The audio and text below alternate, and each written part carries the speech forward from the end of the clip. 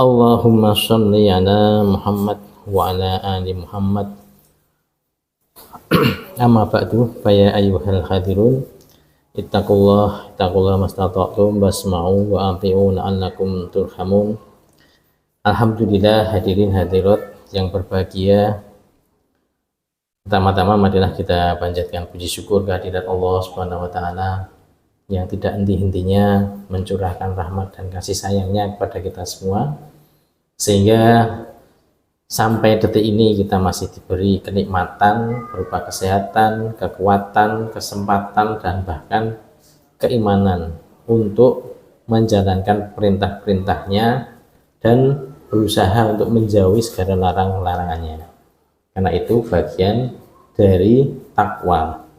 Salah satu pengertian takwa adalah bittibai awamirihi wajtinabi nawahi, yaitu dengan mengikuti perintah-perintahnya dan menjauhi larangan-larangannya. Banyak sekali hal-hal yang lewat di kehidupan kita, di sekitar kanan kiri kita, hal-hal yang membuat kita prihatin.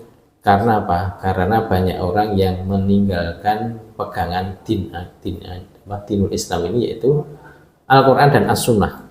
Jadi banyak yang bahkan pernah dikeluhkan oleh Rasulullah di surat Al-Furqan, ya Rabbi inna qaumi ja'alna hadzal Qur'an syai'an mahjuro. Jadi sesungguhnya kaumnya Rasulullah itu menjadikan Al-Quran itu sesuatu yang dihijrahi maksudnya ditinggalkan. Banyak sekali orang-orang zaman sekarang yang seperti itu. Ini orang Jawa bilang zaman sakniki sae niki dengan sak ya. Karena kepentingannya sak niku. Kalau saknya, jadi dulu pernah ada seorang pengajar, seorang dosen di salah satu perguruan tinggi itu pernah menyampaikan begini, kalau Indonesia ini masih ditunggui oleh angkatan 45 itu agak aman. Karena apa? Karena meskipun rugi tetapi benar itu tetap akan diambil, tetap akan ditempuh. Dan sesuatu yang meskipun menguntungkan tapi itu salah akan ditinggalkan. Itu katanya begitu. Tapi nanti kalau sudah generasi 45 itu sudah tidak ada. Ini saya menukil omongnya sang dosen. Nanti yang terjadi adalah yang benar itu akan ditinggalkan. Karena apa? Karena merugi, ora badi. Tetapi kalau sesuatu itu menguntungkan meskipun salah ditempuh. Nah, contohnya apa? Contohnya kalau ada orang butuh sesuatu harus memberikan sesuatu. Orang Jawa bilang jar basuki mau biyo. Mau mengambil bantuannya dipotong. Janjinya pun suwe ini. Tapi ya salah satu contohnya seperti itu. Dan ini karena orang lupa, meskipun dia dulu disumpah Qur'ane dideleh dhuwur sirah. Kan kadang-kadang pejabat kalau disumpah kan agamanya Islam begitu. Itu ya pada waktu menjalankan tidak ngefek sama sekali, tidak ada gunanya, meskipun dia katanya yakin dengan Al-Quran. Nah, kalau kita kembali pada pelajaran kita, yaitu akidah, salah satu yang jadi pegangan utama adalah Al-Quran. Al-Quran itu adalah kalamullah yang diturunkan kepada Rasulullah. Kalau membacanya dihitung sebagai ibadah. Nah, ini kalau kita pas Ramadan niku ngedu maca Al-Qur'an lah sakniki pripun.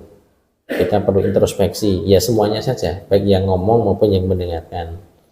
Yang ngomong itu ya perlu introspeksi juga. Soalnya apa? Kalau Al-Qur'an itu ya kalamullah, kalau membacanya hitungannya sama Allah.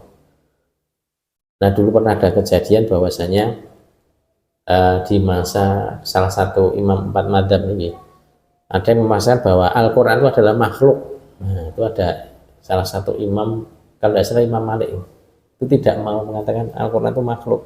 Al-Quran itu ya kalamullah. Akhirnya salah satu imam ini menyampaikan suruh membuktikan bahwa Al-Quran itu makhluk. Nah terus dia berkata, menunjukkan jarinya 5 ngeten iki, matahari, bumi, langit, bintang, Al-Quran semuanya adalah makhluk Allah. Karepe napa? Niki lho makhluk Allah nih. Jadi dia mau cerita ibu jari, driji tengah, ini makhluk Allah. Tapi bukan mengatakan bahwa Al-Quran itu makhluk. Al-Quran itu kalamullah. Itu salah satu mungkin bahasanya diarani mantik ya. Kalau tidak salah Imam Malik itu mengatakan seperti itu. Jadi akhirnya beliau lolos dari sultan apa khalifah pada waktu itu, bahwasanya dia memaksakan kehendak kalau Al-Quran itu adalah makhluk Allah. Dan ini bertentangan dengan ulama pada waktu itu, bahwa Al-Quran itu adalah kalamullah. Kalamullah itu apa? Ucapan Allah. Itu yang diturunkan kepada Nabi Muhammad Sallallahu Alaihi Wasallam. Bama yantiku anil hawa in huwa illa wahyu yuha. Jadi Rasulullah itu nek ngendikan niku bukan karena hawa nafsunya. In huwa, tidaklah sing ngendikane Rasulullah niku kecuali illa wahyu yuha, wahyu yang diwahyukan, kalamullah yang diturunkan kepada Rasulullah.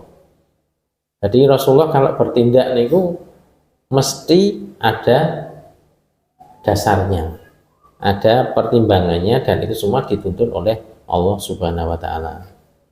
Bahkan pernah suatu ketika terjadi nyawadi mungkin iso niroke di Bukit Uhud terjadi gempa. Nah itu pada waktu masih bersama Abu Bakar, Utsman kalau tidak salah ya, dan Ali, 3 orang. Tapi kelihatannya Umar bin Khattab tidak ikut kelihatannya, kalau tidak salah, saya lupa hadisnya. Jadi intinya ada bersama 3 sahabat, terus gempa, Gunung Uhud itu tidak oleh Nabi. Kamu jangan berbuat macam-macam. Di sini ada bersama orang-orang soleh. Nah, Rasulullah begitu. Ini awak edwi reso. Dewa dalu gempa karaos mboten, Pak. Karaos nggih. Coba tidak. Rasa macam-macam, Pak. Ketiban gendeng malah. Dan ini kalau Rasulullah sudah memberi warning, sudah memberi peringatan bahwasanya Al-Quran itu akan terjadi, dan apa yang disampaikan Rasulullah itu juga akan terjadi. Buktinya apa? Orang-orang kafir pun saat ini pedoman ya Al-Quran. Nah, Al-Quran apa? Apa yang disampaikan Al-Quran, apa yang disampaikan hadis, semua dipelajari sama orang kafir. Buktinya apa? Orang-orang Israel itu sudah mulai tahun, kalau tidak salah tahun 79 ya, niku pun nandur wit gorkot. Nah, soalnya nggak hadis nopo. Besok itu pada terjadi peperangan antara Muslimin dan Yahudi, maka Muslimin itu akan membantai semua orang Yahudi, dan setiap Yahudi yang bersembunyi di balik pohonnya itu akan ngandani. Ndelek neng wit ringin ngomong, iki nek Yahudi neng gini. Ndelek neng wit kambing ngomong, enek wong Yahudi neng gini, kecuali pohon gorkot. Nah, pohon gorkot niku mengke sing ndelekke wong Yahudi, orang ngomong nek ndelik neng ngono. Lah kula nate ada orang cerita sama saya komplain masalah niki lho, buktine wong Yahudi ini dilindungi Allah, diberi keistimewaan kalau menanam pohon gorkot, bersembunyi di balik pohon gorkot tidak akan ketemu. Biasanya jawabnya sambil guyon mawon, ya gampang lho Pak, soalnya pas ngono tenan pohon gorkotnya digraji, disenso piye ngono kan, jerone ya melu ilang ya dine. Itu aja. Ini salah satu bukti bahwasanya besok yang bisa menyembunyikan orang Yahudi ada pohon gorkot, dan orang-orang Yahudi mulai tahun kalau tidak salah 79 itu pun nandur pohon gorkot saiki wis akeh banget. Sok ben dideleke ning ndi iso ndeleke wong Yahudi. Kemudian yang kedua, ini orang-orang barat. Nah, niku pun mempersiapkan pasukan khusus. Karena apa? Yakin ada hadis besok kalau sungai Efrat dan Tigris kering, di antara pertemuan dua sungai nanti akan muncul gunung emas. Gunung emas nih Pak. Mang bayangke mawon, emas saon niku pun abot pun larang. Dan ini gunung emas. Nah gunungnya seberapa? Mbuh sak gunung Merapi, nomor sak gunung Lawu, itu ya juga tidak diterangkan hadisnya. Tetapi akan muncul gunung emas. Dan ini pasukan-pasukan elit sudah mempersiapkan. Yakin hadisnya, ini orang belum Islam. Karena apa? Karena mereka dalam hatinya itu tidak diberi hidayah, tidak diberi petunjuk oleh Allah Subhanahu wa Ta'ala. Tetapi yang diperbuat itu apa? Kelihatan bahwa mereka tuh meyakini pelajarannya umat Islam. Lah sing wong Islam dhewe sok-sok ora yakin oleh pelajarannya dhewe. Kan kata Maris. Kalau 2 rakaat sholat fajar, sholat sebelum subuh itu lebih baik dari dunia dan seisinya. Jane tenan ora tadi. Sok nate ngoten mboten, Pak. Jane tenan ora wis nglakoni seprono semrene nek ayo angger tanggal tua ya melu cik mumet. Jane salate piye? Itu kan intinya kalau yang tentang ibadah itu bisa saja dipermudah Allah di dunia maupun di akhirat. Bahkan bisa saja dua-duanya, dunia yang mudah, akhirat yang mudah. Tapi kalau orang itu tidak yakin, ya ini indah doni abdi, sesungguhnya aku itu sesuai persangkaan hambaku. Lah nek awake dhewe ora yakin, jane Allah ini disuwun iki oleh ora, ndonga seperti ini ra terkabul. Nah niku mangke ya Allah nanti begitu, ya ra dikabulke. Tetapi kalau kita yakin bahwa permintaan kita itu mesti diberi Allah, diberi oleh Allah meskipun kita tidak tahu kapan berinya. Bisa saja setelah ndonga diberi. Ya Allah nyuwun duit 1 triliun, grubiak 1 triliun malah kaget. Ini gue apa 1 triliun malah mumet. Atau langsung diberikan, kemudian bisa saja ditunda, atau di dunia tidak diberikan, tetapi besok di akhirat akan dikabulkan. Ya Allah, kula nyuwun ngeten nyuwun apa nggih? Nyuwun setum misalnya, setum itu apa? Itu kan Allah juga tahu kebutuhan kita. Kadang-kadang kita itu tidak tahu apa yang kita butuhkan. Kita cuma tahu apa yang kita inginkan. Namun Allah itu tahu apa yang kita butuhkan. Kan ngoten.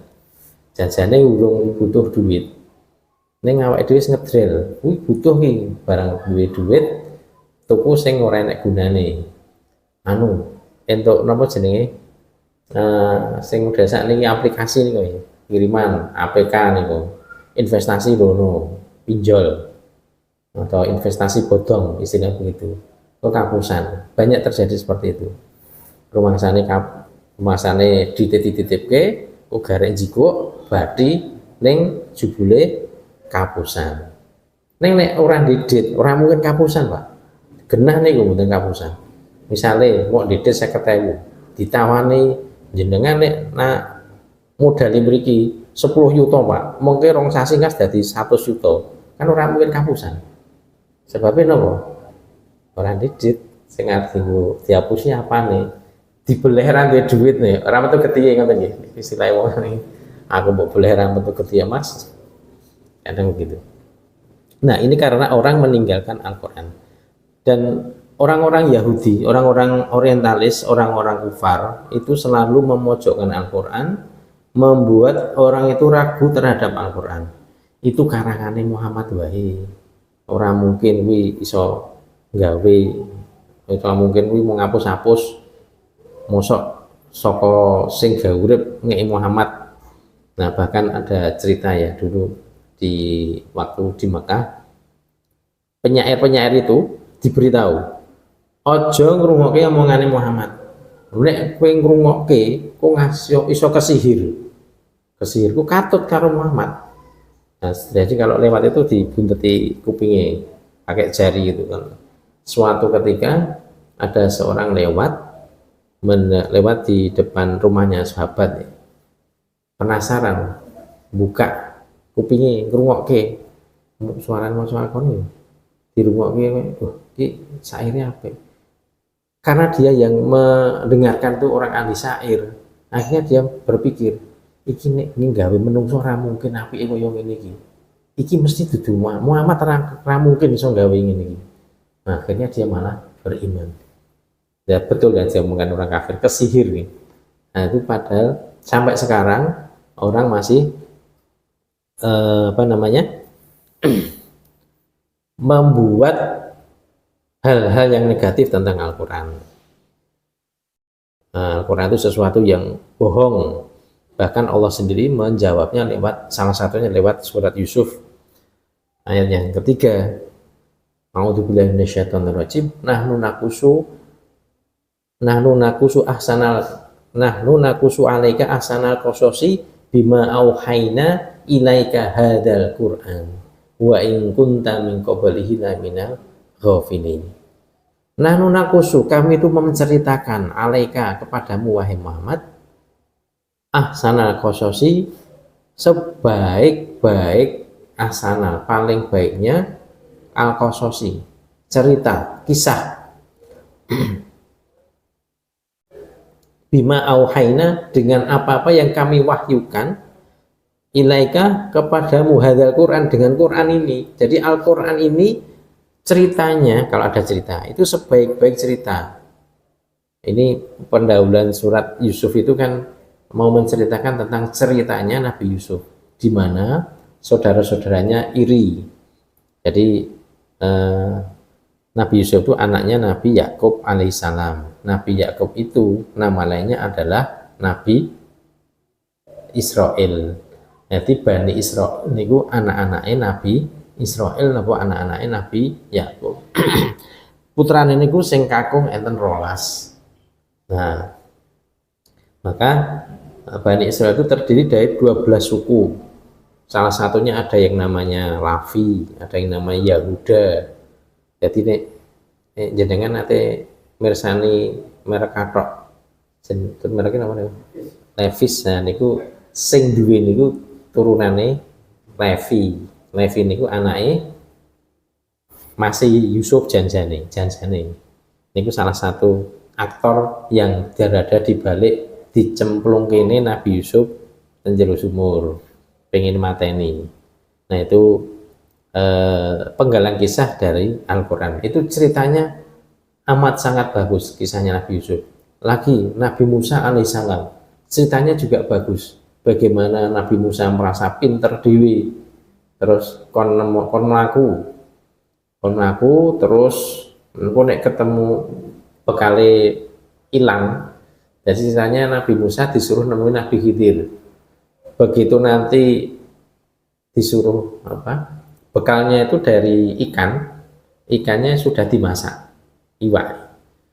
Terus waktu bertemu, jadi nanti kalau bekalnya hilang di situ kamu ketemu Khidir.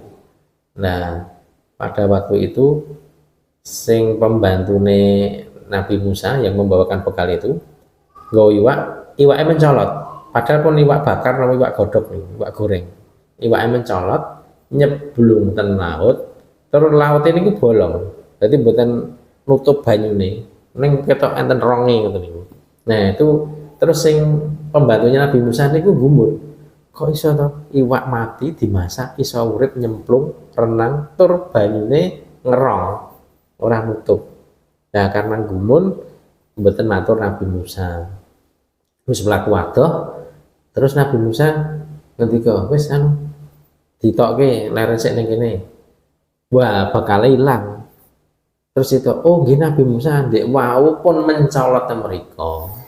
Ning arep matur ki lali, sing mare lali setan. Nah, itu di surat Al-Kahfi atau Toha nih ceritanya. Itu ada cerita seperti itu.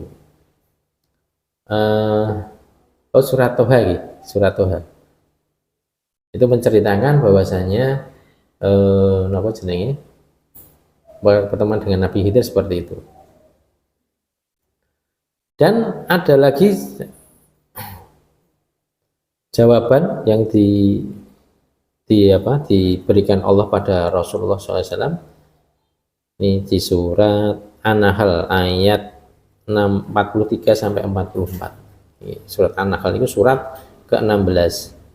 Wa ma arsalna min qablika illa rijalan nuhi ilaihim. Wa ma arsalna, dan tidaklah kami mengutus min qablika, dari sebelummu, illa, kecuali rijalan, laki-laki, nuhi ilaihim, yang kami wahyukan kepada mereka, maksudnya kepada rasul-rasul. Fas'alu ahla dzikri in kuntum la ta'lamun. Bertanyalah kepada ahli dzikir atau orang yang berilmu. In kuntum la ta'lamun, jika kalian tidak mengetahui. Nek ra mudeng takon karo wong sing mudeng. Bil bayyinati wa zubur, dengan keterangan maupun dengan kitab-kitab. Zubur itu jamak dari artinya kitab-kitab yang diturunkan kepada Rasul. Wanzalna ilaika dzikra, dan kami turunkan kepadamu adzikra. Adzikra niku pengingat, nggih niku Al-Qur'an niku. Itu bayyina linnas, untuk menjelaskan kepada manusia manuzila ilaihim, apa yang kami turunkan pada mereka, wala'alahum yatafakkarun, dan agar supaya mereka itu bisa berpikir. Jadi dan Quran itu banyak keterangan. Jadi misalnya janin itu umurnya pinten, terus nanti setelah itu diberi nyawa, kemudian dari janin diberi daging, dijadikan tulang, diberi daging, diberi darah, ditiupi nyawa, terus jadi hidup. Itu umurnya berapa, itu di Al-Quran sudah ada, dan itu tepat sekali dengan dunia medis, sehingga ada dokter yang heran, kok zaman dulu sudah ada seperti ini. Ini pun aja Pak, ya.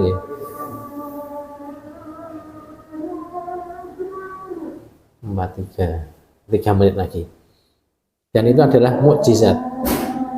Kalau jam saya masih jam kurang 5 menit, jelas sih. Nah, kita sebagai umat Islam itu ada rukun iman, salah satunya adalah iman kepada Al-Quran.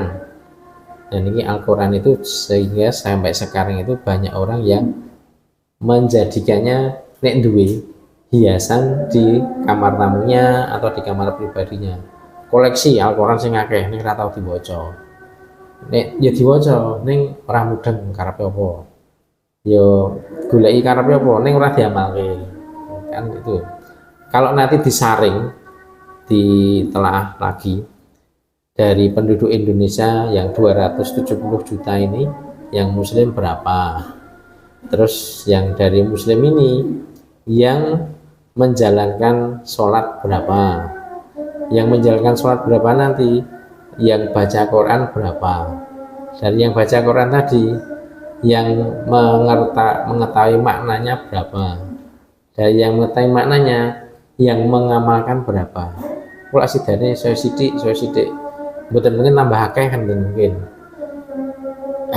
Nah, ini adalah tantangan kita sebagai umat Islam, sebagai orang yang beriman, untuk selalu istiqomah mempelajari Al-Quran. Karena Rasulullah pernah bersabda ini, taraktu fikum amrayni lan tadilla abada imasaktu bihima wa huma Al-Quran wa Sunnah. Aku tinggalkan 2 perkara pada kalian tidak akan tersesat selama-lamanya jika berpegang pada keduanya. Keduanya itu adalah Al-Quran dan As-Sunnah. Misalnya ini kata wong maidu, kok iso cerita bar mati yang ingin iki apa nate mati, apa nate rono, ngono dipaidu. Itu enten sing ngoten niku. Ngoten niku nggih ora isin digugu wong akeh. Masya Allah. Nah, ayat-ayat itu tadi ini kita setunggal boleh di surat Toha ya. Surat Toha surat ke-20. Toha ma anzalna 'alaikal qur'ana litashqa illa tadhkiratan liman yakhsha tanzilan mimman khalaqal arda was samawati ula. Toha itu salah satu bentuk sumpah dari Allah Subhanahu wa taala. Ma anzalna 'alaikal qur'ana litashqa. kami tidak menurunkan Al-Quran pada kalian itu untuk mempersusah, untuk mempersulit, illa kecuali tadkiratan liman yakhsha, sebagai peringatan saja buat orang yang takut kepada Allah tentunya. Tanzilan mimman khalaqal arda was samawati ula, tanzilan diturunkan, mimman dari zat yang khalaqal arda menciptakan bumi, was samawati ula dan langit-langit yang tinggi. Nah, itu adalah jawaban dari Allah juga bahwa Al-Quran itu diturunkan pada Rasulullah dan itu bukan bikinan Rasulullah Sallallahu Alaihi Wasallam. Ini adalah Al-Quran. Nah, saya pernah ngobrol menjelang Idul Fitri kalau ini kali nem-neman ya cerdak aja nih rodok tonggo ngoten. Kalau takoni, Mas masih bisa baca Quran, Mas? Oh, masih bisa, Pak. Masih bisa. Sing jejere kalau Al-Quran ya bisa, cuma agak susah. Soalnya Al-Quran itu kan hurufnya gandeng, Pak. Ya, terus nek ra gandeng jenenge dadi Al-Quran saya itu piye to saiki? Masya Allah. Niku enten cah nom tur kuliah pun semester akhir niku. Masya Allah. Kayak niku nek sosok ning didien angge jaket tulisannya pemuda masjid niku ngoten niku. Astagfirullahaladzim. Ngoten niku kula takoni jawabane ngoten niku. Lho niku enten kayak nek umpama disalahi kula termasuk sing salah wong sik tangga hitungane. Jawabannya ngoten niku, Al-Quran bacanya agak susah karena hurufnya gandeng. Ini masuk akal jane nggih Pak. Hurufnya ra gandeng itu sok gampang. Terus jenenge dudu Al-Quran ning Iqra kan ngoten. Nah niku Masya Allah. Nah itu saja sing gelem ning masjid. Gelem ning masjid iki maksudnya nek event-event ngoten niku. Nek pas sholat 5 waktu ngoten niku nggih golek-golekne rada angel. Mungkin pas kuliah mungkin. Ning tempat iki kita mboten enten sing ngoten niku nggih. Nek masjid ya masjid, nek ora ning masjid ning omah ya masjid. Ning ndi misalnya pergi tetep mampir ke masjid. Nggih, informasi mau. Sebaiknya kalau hari Ahad dan masjidnya ampun masjid Zayed nggih. Soalnya napa? Mboten kok haram mboten. Macet Pak mriko. Wis iso mlebu iso metu. Sing liwat ning cedhake iki angel liwate. Nah niku kecintaan kita terhadap Al-Quran kita pupuk, keyakinan terhadap Al-Quran kita pelihara dan kita tambah. Karena apa? Karena sahabat Rasulullah itu juga mengeluh pada Rasulullah, ya Rasul nek cedak kali jenengan ini kok imannya tenanan, ini begitu pisah terus jadi lali, terus jadi ragu, bukan ragu ya, jadi medun, keimanannya kaya nek cedak karo Nabi. Nah itu nih sahabat, makanya kita berusaha dan minta tolong pada Allah Subhanahu wa Ta'ala. Apa yang saya sampaikan saya kira cukup sekian, semoga bermanfaat dan kita diberi kekuatan pada Allah untuk bisa memahami dan mengamalkan Al-Quran. Amin ya rabbal alamin. Aku qouli hadza astaghfirullahi wa lakum walhamdulillahi rabbil alamin. Assalamualaikum warahmatullahi wabarakatuh.